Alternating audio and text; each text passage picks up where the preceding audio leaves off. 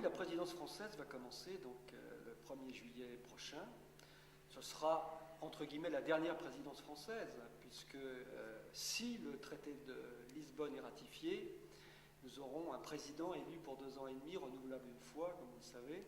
Alors bien sûr, il y aura encore quand même des présidences semestrielles au niveau ministériel, mais ça ne sera plus tout à fait la même chose.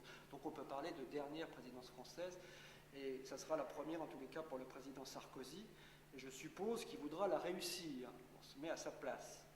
Alors comme je le disais tout à l'heure, la France part avec un petit handicap. Ce handicap, il est économique.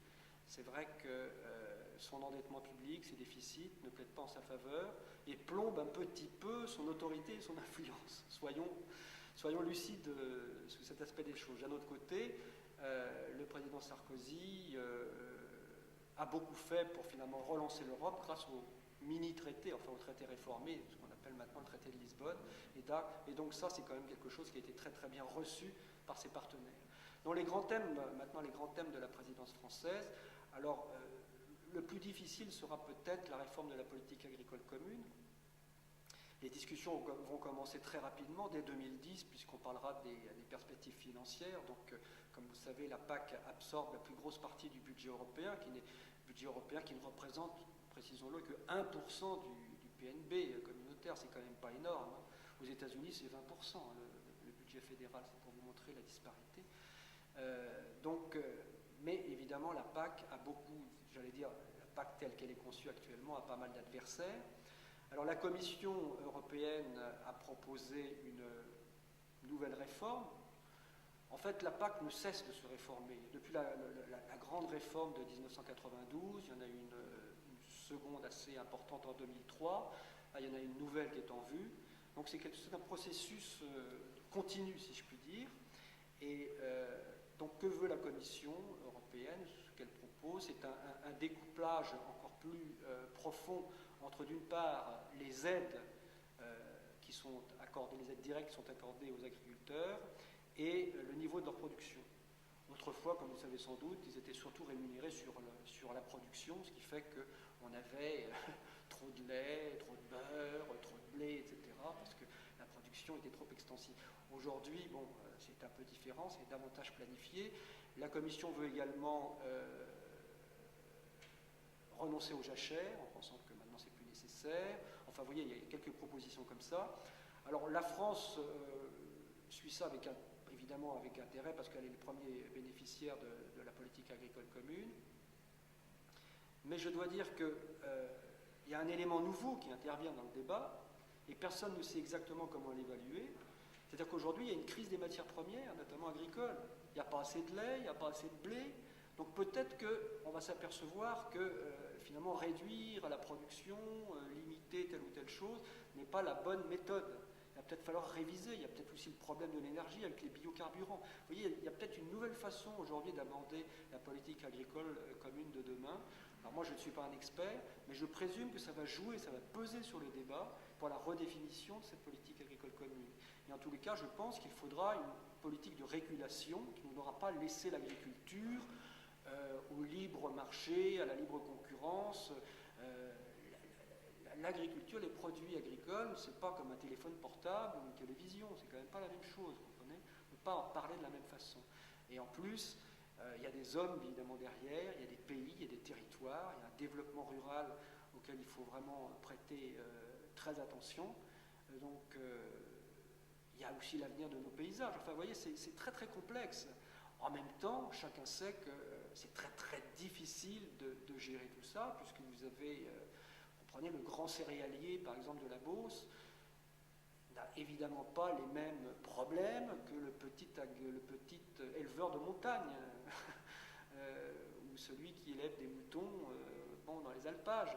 Il y a vraiment beaucoup de disparités, ce qui fait que c'est facile de dire il faut continuer tel qu'on l'a fait aujourd'hui, ou au contraire il faut complètement libéraliser. Non, je crois qu'il faut vraiment travailler en ayant à l'esprit que l'agriculture est quelque chose de beaucoup plus important qu'un simple produit de supermarché. Voilà. Donc ça c'est le premier point, et ça sera évidemment très important. Mais évidemment la présidence française se terminera en décembre, et elle ne pourra absolument pas tout régler. Ce sera même, si elle fait des choses, ça sera en amont, très largement en amont. Alors il y a un deuxième grand sujet, grand dossier qui évidemment sera abordé sous présidence française, c'est l'environnement, tout ce qui est environnemental. Là, je pense que les propositions de la Commission coïncident bien avec le souci français, après le Grenelle de l'environnement, c'est-à-dire une réduction d'ici 2020 de 20% par exemple des gaz à effet de serre, etc., etc. Il y a toute une série de mesures qui vont vraiment dans le sens souhaité par la France. Alors je suppose que de ce côté-là, la France et la Commission marcheront main dans la main. La difficulté, ça sera évidemment de convaincre tout le monde, puisque en termes de compétitivité industrielle, ça peut évidemment, dans certains cas, nuire à certaines exportations à l'étranger, évidemment, puisque ça supposera pour certaines industries des coûts majorés. Bon, ça c'est le deuxième dossier important. Un troisième dossier important, alors ça c'est un projet très français, c'est l'Union de la Méditerranée, qui apparemment crée quelques dissensions au sein du gouvernement, d'après ce que j'ai compris, puisque le secrétaire d'État chargé des affaires européennes, Jean-Pierre Jouyet, a déclaré que ce projet, au fond, aujourd'hui, n'était pas très bien reçu, notamment par notre partenaire allemand. Donc, ça va être difficile de le mener à bon port, même si nous n'en sommes qu'au début et qu'après tout, la situation peut se développer. Ce qu'il y a de vrai, c'est qu'aujourd'hui, dans l'Union européenne, vous avez déjà des instruments. Vous avez le processus de Barcelone, Euromed, le programme MEDA, autant d'instruments qui permettent d'avoir une politique méditerranéenne. Ce qu'il y a de vrai aussi, c'est que ce processus de Barcelone est plus ou moins moribond, en tous les cas paralysé, il ne fonctionne pas bien.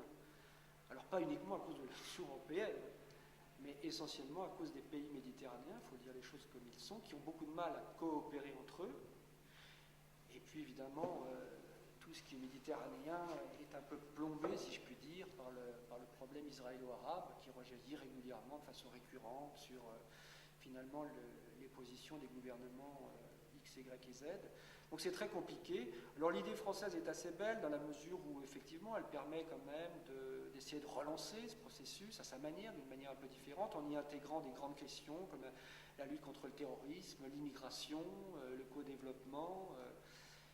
Mais il me semble que, si vous voulez, le projet tel qu'il est ne me semble pas encore très bien ficelé, voilà, pour dire les choses telles que je les pense. Nos partenaires ne sentent pas trop comment le saisir. Donc je pense que la France doit peaufiner, le gouvernement français doit peaufiner son projet pour présenter quelque chose de plus solide.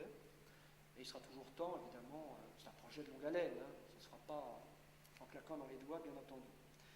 Et puis, un dernier grand dossier, me semble-t-il, c'est le dossier de la défense. La défense, pourquoi? Parce que c'est vraiment un domaine où on voit bien qu'aujourd'hui, les Européens sont en première ligne. Non pas forcément d'ailleurs sur le territoire européen, même s'ils sont évidemment présents dans les Balkans, mais en Afrique, en Afghanistan, etc. etc. Donc, les Européens, notamment les Britanniques et les Français, mais également aussi quelques partenaires, comme les Allemands de plus en plus, les Néerlandais, les Italiens ou les Espagnols, ont quand même des arguments. Et je pense que, même si c'est une idée tout à fait personnelle, ne serait-ce que pour sauvegarder leur industrie de défense, qui est une industrie de pointe, de haute technologie, ne serait-ce que pour ça, je pense que les Européens ont véritablement intérêt à progresser dans l'intégration de leurs programmes militaires et à progresser dans la coordination de leur système de défense. Ça me semble absolument indispensable. Autrement, que voulez-vous qu'il se passe? Si tout le monde agit en ordre dispersé, eh bien, chacun ira se servir sur étagère, comme on dit, et principalement en allant acheter les avions, les chars ou les fusées aux Américains, ou peut-être d'ailleurs aux Russes ou aux Chinois. Je pense que là, il y a vraiment, on parlait tout à l'heure d'innovation, de haute technologie, c'est vraiment un domaine où les Européens, s'ils ne collaborent pas davantage, perdront beaucoup de plus.